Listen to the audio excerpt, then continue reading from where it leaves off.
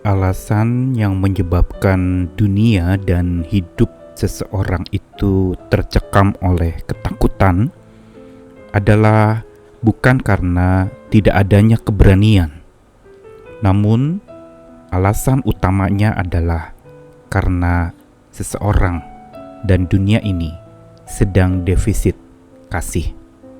Defisit cinta kasihlah yang menyebabkan manusia dan dunia ini dicekam oleh ketakutan. Karena lawan kata takut sesungguhnya bukan berani, tetapi cinta. Dalam kitab suci dikatakan bahwa dalam kasih tidak ada ketakutan, karena kasih yang sempurna mengenyahkan ketakutan. Ini yang paling dibutuhkan dunia hari ini dan kita semua yang sedang mengalami berbagai macam dan beraneka ragam bentuk ketakutan demi ketakutan yang melanda dunia ini.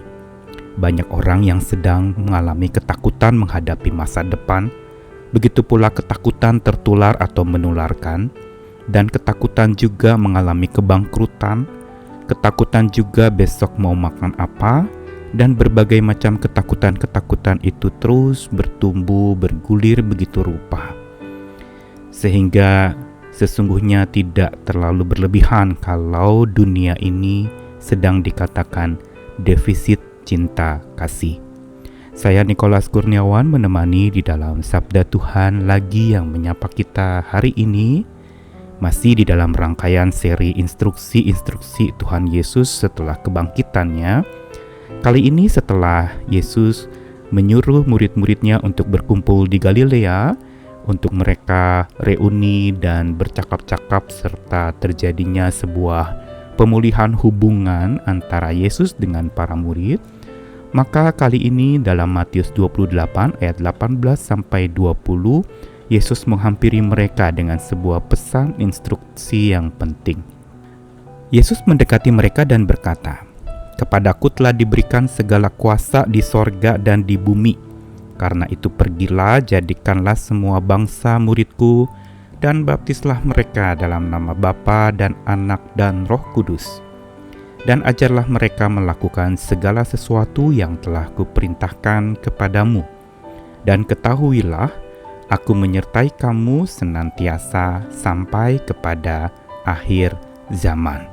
Ungkapan ini Matius 28 ayat 18 sampai 20 seringkali disebutkan sebagai amanat agung dari Tuhan kepada murid-muridnya setelah ia bangkit. Namun kalau menelusuri amanat agung yang Tuhan berikan ini dan memperhatikan intisari dari instruksi yang Tuhan berikan, maka sebenarnya ini adalah sebuah instruksi tentang cinta. Instruksi untuk seseorang itu pergi menjadi utusan-utusan cinta. Karena amanat agung tanpa adanya cinta yang agung, itu hanya akan menjadi sebuah dengung, yaitu gema yang suaranya kemana-mana, tetapi hanya suara, hanya dengungan yang terus melambung kemana-mana tetapi tidak mengubah apa-apa. Dan bahkan membuat manusia menjadi bingung. Padahal sesungguhnya amanat agung adalah sebuah undangan untuk membawa manusia kepada cinta teragung dari Tuhan kita. Karena itu betapa pentingnya cinta yang agung dalam kita melaksanakan amanat agung itu. Sebagaimana Yesus bangkit dari kematiannya, dan ia menghampiri setiap pengikutnya dimanapun mereka berada, menandakan ia bangkit dengan penuh cinta untuk orang-orang yang ia cintai. Dalam rangka untuk mengurus perasaan mereka, mengurus kehidupan mereka, mengurus segala ketakutan-ketakutan mereka, untuk kemudian mengutus mereka menjadi pribadi-pribadi yang menyebarluaskan cinta Tuhan. Inilah intisari dari amanat agung. Karena menjalankan amanat agung untuk pergi ke semua bangsa tanpa cinta, maka sesungguhnya kita sedang salah kaprah di dalam menjalankan apa yang Tuhan mau. Tuhan ingin kita pergi justru mengabarkan berita baik itu dengan hati yang penuh cinta pada jiwa-jiwa yang ada. Bukan sekedar melakukan sebuah pemberitaan kabar baik yang hanya menjadi pewarta-pewarta semata, tetapi untuk supaya seseorang itu menjadi pembelajar dan pelaku cinta. Dan kalau kita perhatikan di dalam ungkapan Yesus untuk mengutus para murid itu selalu diawali dengan sebuah pernyataan yang melegakan dan menguatkan. Kepadaku telah diberikan segala kuasa di sorga dan di bumi. Berarti dialah sumber utama cinta itu. Dia pemegang kuasa dan hanya dialah yang berkuasa memampukan seseorang hidup di dalam cinta, memampukan seseorang untuk tetap mencintai dengan penuh kedalamannya. Dan juga bagian ini ditutup dengan sebuah pernyataan lagi, ketahuilah aku menyertai kamu senantiasa sampai kepada akhir zaman. Kembali lagi kita melihat bagaimana cinta itu dinyatakan, yaitu Tuhan tidak mengutus para pengikutnya untuk pergi sendiri, tapi Tuhan menemani. Bukankah ini bukti konkret dari sebuah cinta, yaitu mendampingi, hadir, menemani, menyertai, tak pernah meninggalkan orang yang dicintainya, bahkan dikatakan sampai kepada akhir zaman. Dan di tengah-tengahnya dalam instruksi yang Tuhan berikan itu digambarkan karena itu pergilah, yang berarti setiap pengikut Kristus itu diutus menjadi pewarta. Pergi, jadikan semua bangsa muridku.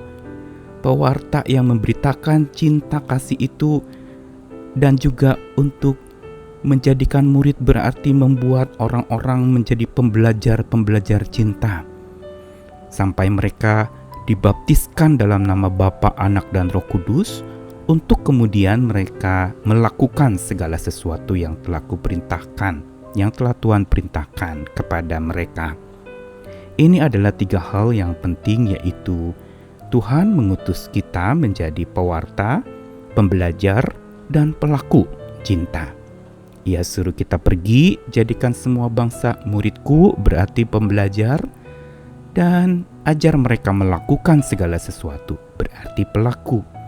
Dan 3 hal inilah yang menjadi tugas utama kita: mewartakan, belajar, dan melakukan. Sehingga dunia yang sedang ketakutan karena defisit cinta kasih itu menjadi dunia yang berwarna cinta. Tadinya warnanya kelabu penuh ketakutan. Tadinya warnanya adalah sesuatu yang suram dan muram. Tetapi Tuhan memanggil setiap kita untuk pergi mewarnai dunia ini dengan cinta. Dan kuncinya jelas, yaitu untuk mewarnai dunia dengan cinta. Kita perlu pergi mewartakannya, kita perlu pergi mengajarkannya, dan kita perlu pergi melakukannya dalam hidup setiap kita. Dan juga ini yang sebenarnya menjadi kekuatan kita di tengah-tengah kondisi yang sedang defisit cinta kasih. Kita perlu mensuplai, kita perlu menambahkan cinta itu, kita perlu mempraktekkan dan memperagakan cinta itu. Bukan sekedar merasakannya, bukan semata merayakannya, tetapi memperagakan dalam bentuk nyata konkret perhatian kepada orang-orang yang membutuhkan. Cinta saja tidak cukup, tetapi butuh ada waktu kita bersama dengan mereka, dan butuh ada perhatian kita dinyatakan kepada mereka, sehingga hidup yang defisit cinta kasih terpenuhi dan terisi lagi oleh cinta Tuhan yang mengalir melalui hidup kita. Karena itu saat kita ada dalam sebuah kondisi keluarga atau hidup kita yang sedang defisit cinta kasih, jadilah pewarta, pengajar dan pembelajar, serta pelaku cinta kasih itu. Selamat pergi dan kabarkan cinta kepada seluruh dunia. Tuhan mengasihi kita. Amin.